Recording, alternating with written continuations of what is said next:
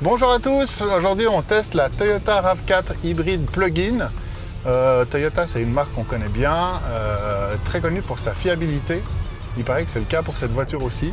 Ce petit SUV, très agréable à conduire, déjà pour plusieurs raisons. Comme vous le voyez, j'ai pas eu de peine à caser mon mètre 90. Elle a vraiment un habitat qui est super haut. Et là, je crois que mon siège n'est même pas tout en bas. Donc voilà, il y a vraiment beaucoup de place, autant pour les conducteurs, ou en tout cas pour le passager, que pour les gens derrière et dans le coffre. Quand on la conduit, on a vraiment l'impression d'être dans un salon roulant. Elle est vraiment très confortable. Et puis aussi, ce qui est étonnant, c'est qu'elle a vraiment beaucoup de couple. C'est un véhicule puissant, mais on n'en a pas l'impression. Donc c'est un petit peu dangereux, il faut un peu faire attention parfois. Ce qui caractérise Toyota, c'est la fiabilité.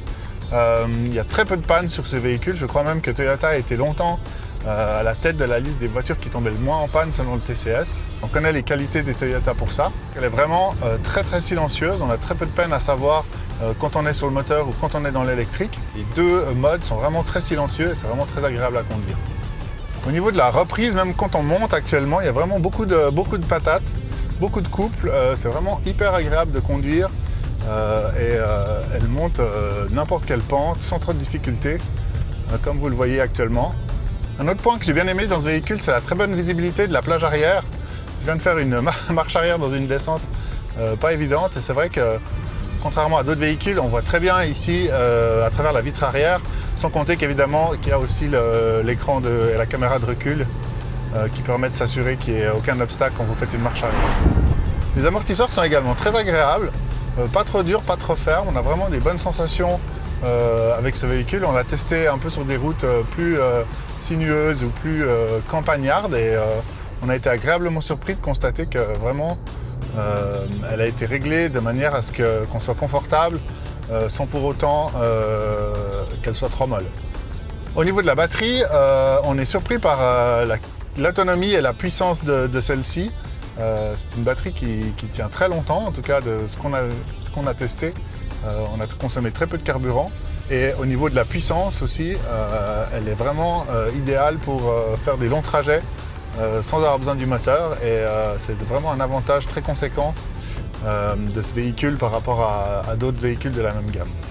Au niveau de l'écran, on a un écran ici qui est très fonctionnel, qui est également tactile mais qui est accompagné de boutons sur le côté, ce qui peut être pratique quand on conduit et qu'on veut accéder à des réglages en sentant physiquement le bouton sous ses doigts plutôt qu'en devant regarder trop attentivement l'écran, ce qui pourrait représenter un danger quand on conduit. Au niveau du tableau de bord principal, il y a des informations claires. On peut voir aussi très facilement si on est en mode éco ou en mode charge ou en mode puissance pour optimiser la dépense d'énergie quand on conduit.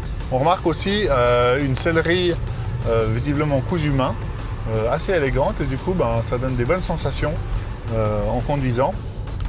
Vous remarquez quand on passe sur des chemins un peu plus sinueux, un peu plus caillouteux, la voiture se comporte très bien, il y a très peu de vibrations, très peu de bruit toujours. Le coffre est aussi très spacieux. On peut facilement y ranger plusieurs valises. Il y a évidemment que le câble est aussi fourni avec la voiture. Il y a également une trappe qui permet de ranger le câble pour pas qu'on soit gêné quand on charge ses bagages.